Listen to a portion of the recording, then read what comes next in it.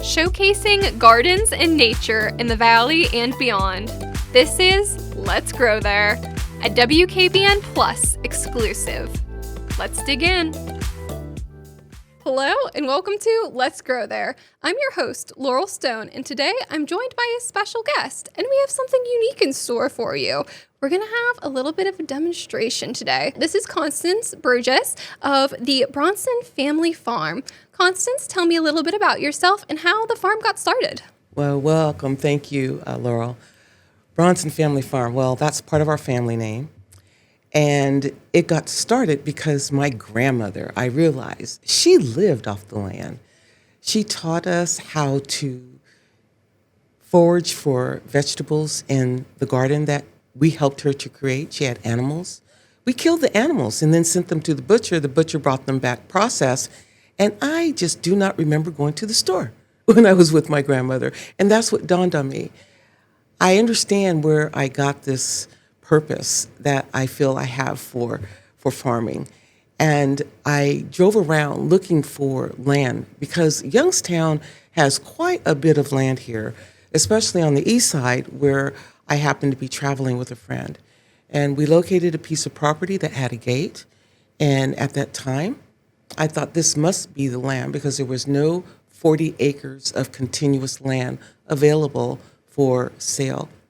I reached my hand out and I said, God, I claim this property. And that I did. We waited a couple of months, but then I got contacted by the Airport Association. And they fell in love with the concept I had for the airport, which is about legacy, which is about maintaining the history, which is about developing that undeveloped land. You know, there are 118 acres over there, and it all had everything and yet nothing. The airport had been there for 20 years and required some, I don't want to say retrofitting, but certainly needed some updating. The FAA came out and they actually sanctioned the area where we are growing. So we are FAA compliant and we had to prepare the land. A lot of people think that the soil out there is contaminated with metals and the like because airplanes had been out there. But it actually isn't. We've had the soil checked. There are no metals or anything poisonous or the like in the soil. It is just requiring some amendments, which we did last year. And we now can report that the soil is ready for planting and growing. We have partnered with Parker Farms, and they're out of Warren, and they will be our distribution and marketplace. And we also have a nonprofit, Farm and Family Alliance. It is the organization that actually brings the growers together. It provides the education, it provides youth workforce, and it helps us to also develop the land into an agritourism destination. The land will most certainly be a destination for this community. And we look forward to sharing our ideas and the community sharing their ideas with us as we grow. Do you plan on inviting people to the farm to visit it? Are you going to have your products available via farmers markets? How's that going to work? Well, it will happen a couple of ways. First, the land is private, the entire 118 acres. So what we do is we have events, we invite people through invitation only. Must be invited, and we use Eventbrite to invite people to join us like we will have on the 16th of May. We have Grower Supply Market. A lot of people have been invited to come learn how to grow, experience Home Depot and its DIY projects, and a whole bunch of stuff we're going to have there. A lot of good foods, family activities for the kids as well. In terms of purchasing produce, we sell germination kits. They're called Bubble Babies. They're Bubble Baby germination kits, and they're Bubble Babies seedlings. We create the germination kits so that people can find easier ways for getting seeds to grow, to germinate. And our germination system is nearly 100%. Especially good for schools and youth who are learning to see how things grow. In terms of seedlings, they have already germinated from the seeds, and now they have turned into little seeds looking something like plants that are about ready to produce their fruit. But we keep them at that stage because we want our growers to take their seedlings and put them in the ground wherever they are. These things can grow inside, they can grow outside. What we want most is for people to grow food. We need to address this food desert, the food insecurities. We need to deal with the cost of food, and we can do that easily just by growing our own food. Absolutely. Thank you. You're welcome. For our audience, now that you know a little bit of history, we're going to take a quick break. And when we come back, we have a demonstration prepared for you. So we'll see you in a minute.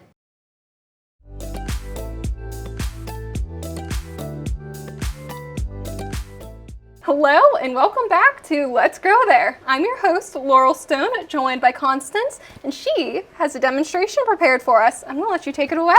Wow, this is awesome. I'm so excited about bubble babies, everyone. I first want to introduce you to seeds. That's where bubble babies start. We have to grow our seeds. But you need to understand that seeds are different. You know, we have onion seeds here. And these onion seeds, you have to believe me when I say this, they are so tiny. You see how little they are?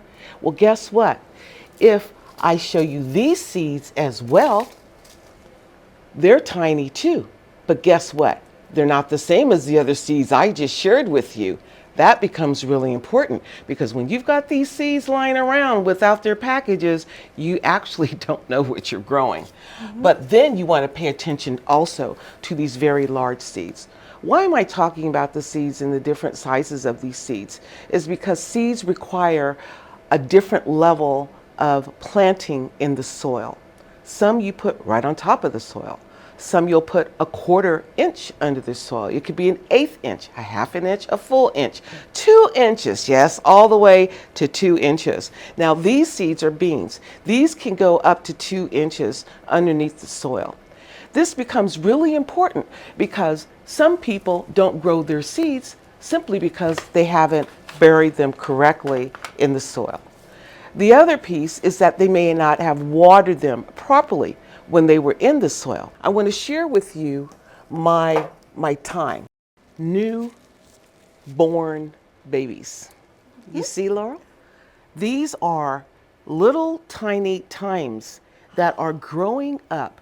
Now, when you receive one of these packages here, it looks like only dirt. You don't see any green. But if you water it properly, these little things will come up. And what that represents is the germination of the seed that has grown.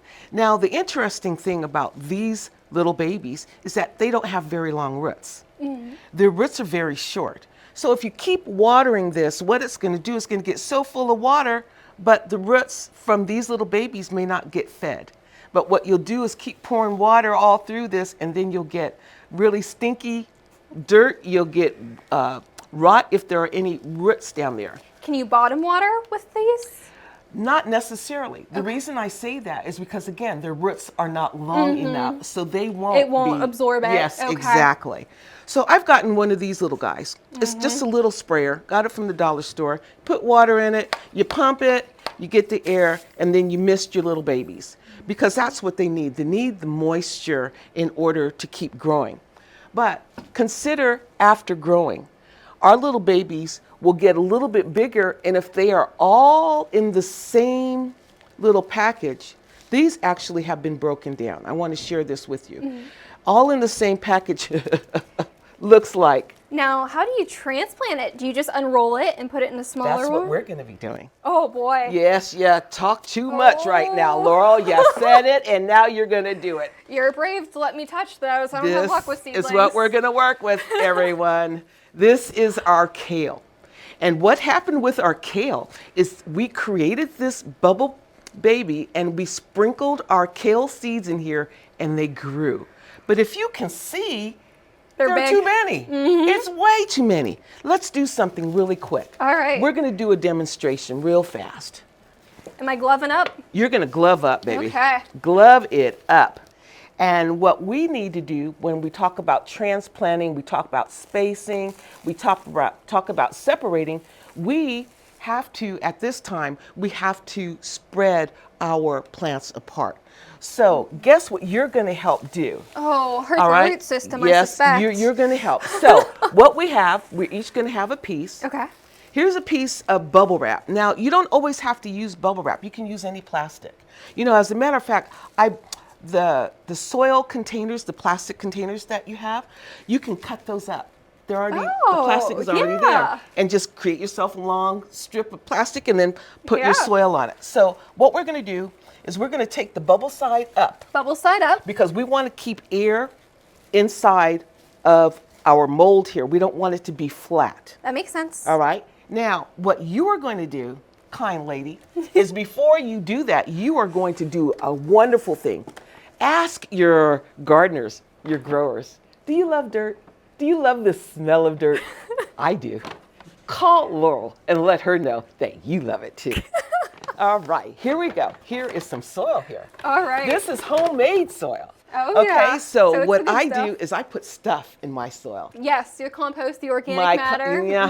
Organic matter. You know, in your kitchen, you've got eggs, you've got, golly, what, bananas. Bananas, yes. You've I got- save my banana peels for my compost. Exactly. Just throw them in your soil.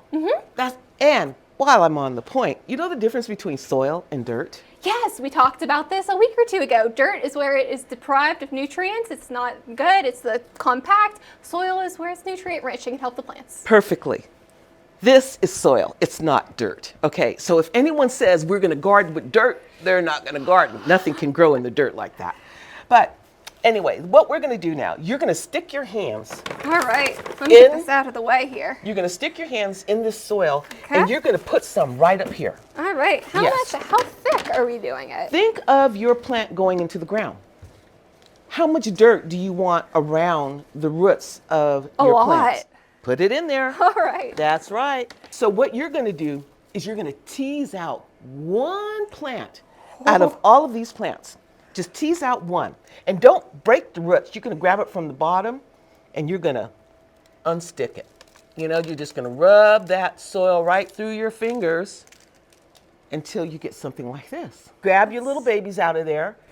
Carefully, you don't want to break the roots because that's how they survive. You see, there are microbials in this soil. And what those do is they help our plants. They're around the roots, they're around the leaves, and they're within the stem of the plant. They help our plants absorb the nutrients that are provided in your soil. So you don't have to be afraid. They love you. You can talk to them. Oh, even. They I've killed appreciate a it. You can lot. They sing. should fear me. You're not going to kill these. Kale is difficult to kill. No, I won't say that. That's impressive. Yeah, that's what I need. no, I'm not going to say that. We have 'cause- successfully extracted. Excellent. Okay. Seedling. Yes, you did so well. Okay, now you want to put it in the dirt. Okay. Or in the soil. Forgive me. Now, look at what you're doing. You're putting it in sideways, right? Mm-hmm. Notice that when you plant plants, you should plant them up to their leaves. Oh, okay. Because what ends up happening is the stem might not be strong enough and your Yes, I plants, have- you've That's seen why my that? catnip are dying. Okay. Okay. Well, don't be afraid to bury them all the way down whole until, way. yes, the leaves. Now, once you have it in here and your roots are touching the soil, you want to grab some more dirt. Are you going to put More? your gloves on? That's okay. I'm going to grab some more soil. That's okay. I've got that on my brain. And you're going to put it right over there. Exactly. Now, can you imagine that this is planted in the ground? Okay. The way you've done it. Yes. Right? Yep. Okay, so now that we're doing kale, we put 5 kale in one of these. Okay. So you need to space them apart accordingly, and then I'm going to show you how to roll it. So go ahead, grab your 5. All right. Here Here, we go. I'll help you with one. There's Thank one right you. there. You're How welcome. close are we putting these? I feel like 5 well, might be you're a going to little have to fit snug. it in there for 5, and you'll see. Okay. Now, the next thing that I do is I use banana water. Now, there's a lot of controversy behind banana water. Well, I use bananas in everything. There's bananas in my soil, there's bananas in my water, and guess what? My plants don't complain. They look so beautiful, don't they? Yes, that's why I use my little eggshells here. And I am going to pour water on the roots. That's what I'm doing. Okay. All right, now what you want to do is you want to lift this is the fun part. Okay. You want to lift the bottom up. Why? And then you roll to keep the dirt exactly. in. Okay. Keep the soil in. Soil. Yeah. And after you roll it, what you want to do is punch holes in the bottom, small ones, so that it can drain. All right. Roll it. Just straight across. That's all you do. And keep this folded. Yes. Yep. Yes. This is. There you go. Roll it tight. Roll, roll, roll, roll, roll. There you go. Now roll over, roll all the way over, all the way, all the way. There you go. Got Good it. girl. Yes, so here we go with the tape. You thought ahead, you were prepared. Yep, so yes, you must be prepared, just like Chinese cooking. All right, so what I do is I pull this over, it's like a stitch. And we're gonna do one more right here. All right, and the last thing that I do is when they sit up like this, I water them fully. Okay. Okay? Yes. And then I can wait about 3 days before coming back to water the plant. Most importantly, we need to make sure we put a label on the baby, because if we don't put a label on it and it doesn't have a name, that's right, it will be a surprise. And I've got a lot of surprises at home. Oh, yes. So you did it. You transplanted kale. Yay! Awesome. There are other plants here that I just want to share with you that grow extremely well. Lettuce. I've never had luck with lettuce. Maybe we'll try this lettuce method. and look. It's good. You want to taste how your lettuce tastes? Sure. Sure. You can really taste the lettuce. It doesn't taste like water. It tastes like something. Doesn't it taste like something? I mean, it's different. It's different from what you get in the store. The last thing I want to share with you about these bubble babies, is that they are perfect for saving space. You know, normally we have these cups like this. And one plant after the plant, and then you've taken up a whole shelf and you only have 30 plants. In my place, I have over 1,000 plants. Yes, because I'm doing this bubble baby rolls. Is that a potato? Oh, that's the other part. I want to talk to you about your seeds. There are seeds everywhere. You go to the store, you get apples, you get pears, you get kiwi, you get everything. Well, potatoes. Some potatoes just sit around and they get these little knots on them. And then some of you might throw them in the garbage. Oh no. You put these in soil, you put them in hay, you put them in wood, you have to make the environment for the potato. I'm not going to share that with you right now. But what I do want you to know is that you can grow food from the food that you already have. We are regenerating, we are repurposing, we are recycling. We are doing this so that we don't have to buy new things, that we can actually live off the land of things that already exist. Yes, we do want to grow there. I hope you're enjoying our demonstration so far, but we have to take a quick commercial break. We'll be right back after this. Stay tuned.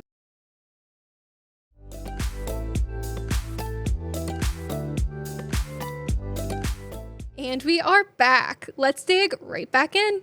So what else? Give me a little tour here. What do we have? Okay, one thing that I brought also was our herbs, cilantro. Cilantro grows really fast. It's very good for schools because kids also like cilantro, but when it grows quickly, they can see the results really fast. It's not just like waiting forever Immediate and gratification. ever. That's right. Lettuce is the same thing. It grows rather quickly as well. Tomatoes, I love. I love the way tomatoes smell. You know, the interesting thing, there are so many varieties of There's so tomatoes. many, so many. And we don't grow the normal tomatoes. This is called, what, a black seaman. How many people have heard of a black seaman I've tomato? heard of heirlooms, not a black No, seaman. well, that's what this is. And it's kind of really dark purple. You know, oh yeah, it's very interesting. The inside is a little red into it. But I want to taste this. I want to find out what this is going to be like when I grow it. Oh, of course, this is one of our beginning. I want you to see that when you do this, it doesn't have to be perfect. This really was not, but it's collard greens. We have tons of collard greens. I mean, I probably have 50 or 60 bunches of collard greens. Now, wouldn't you prefer to take a seedling like this and put it in the ground, then put a seed in the ground and expect it to grow? Yes. Keep watering it, because growers know that growing plants requires work. It's not something you do one day and come back and, oh, I forgot to water the plant. They are dead. Yep, they are dead, and they will show you as such. I love my peppers. These are jalapeno peppers, and you can see there are so many growing in here. There should only be 3 or 4 in here, and we probably have 10 or 12 peppers in here. Now, this is also the interesting thing. The audience should know that everything we buy from the store is already chemically treated for one reason or the other. However, the seeds inside of those products that we purchase, they can be grown. So we can take those seeds out. Think of these peppers. This is a jalapeno pepper. And if you know about jalapeno peppers, you know how many seeds are in the jalapeno pepper. And if you just take the seeds out, let them dry, you can plant them, and they will be your next jalapeno plant. But when you go to the store, they're going to charge you $6, $7, maybe $8 for one plant that can grow you 60 peppers. I think it should be an easy decision on what I want to do as a grower. Do I want to plant a seed and grow? Do I want to plant a seedling and grow? Or do I want to go to the store and purchase my expensive peppers?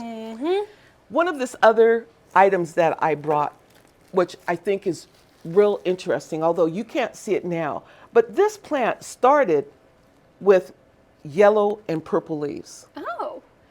This is an eggplant.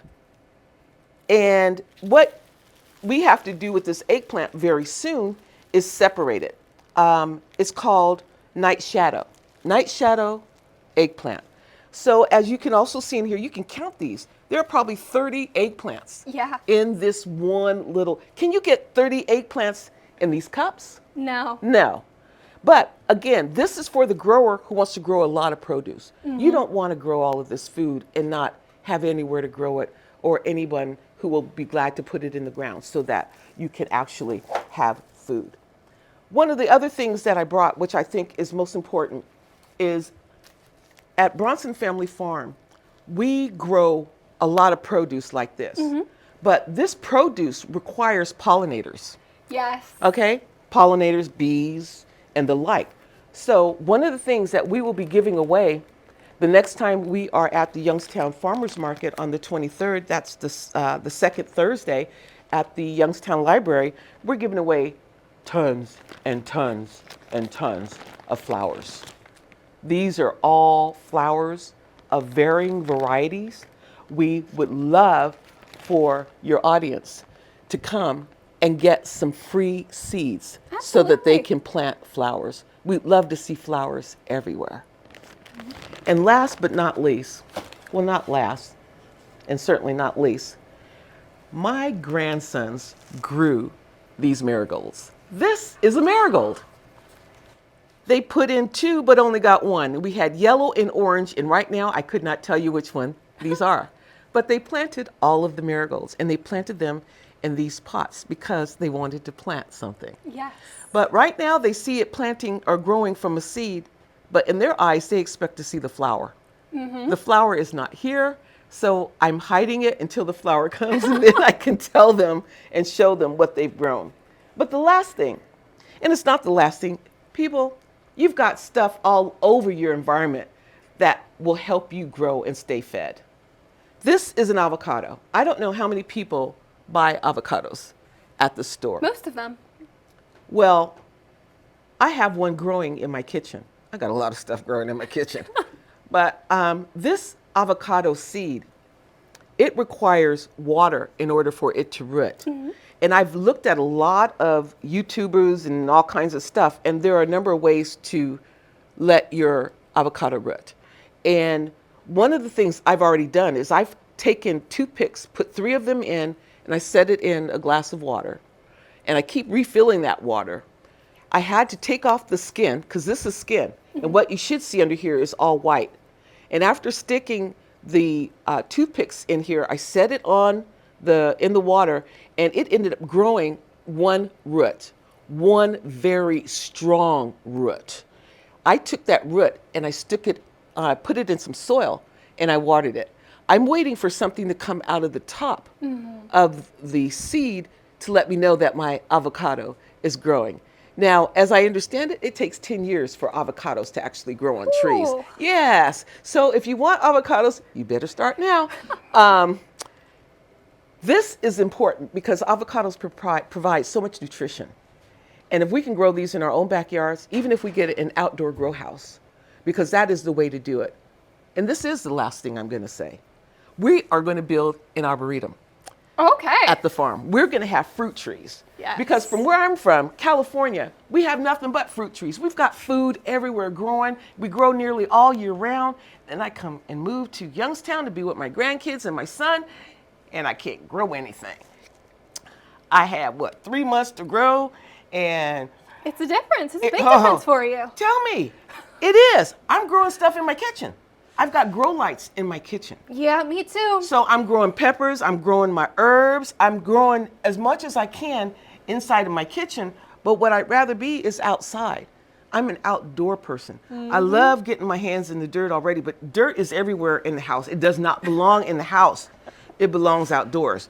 So I'm gonna do my best to get outdoors very soon. We will, again, be at Youngstown Farmers Market on the 23rd of this month, and we are also having Grower Supply Market on the 16th of May at the farm. All right, well, hopefully we'll see you there. Thank you so much for joining us today. This has been a special segment of Let's Grow There, and we will see you next time.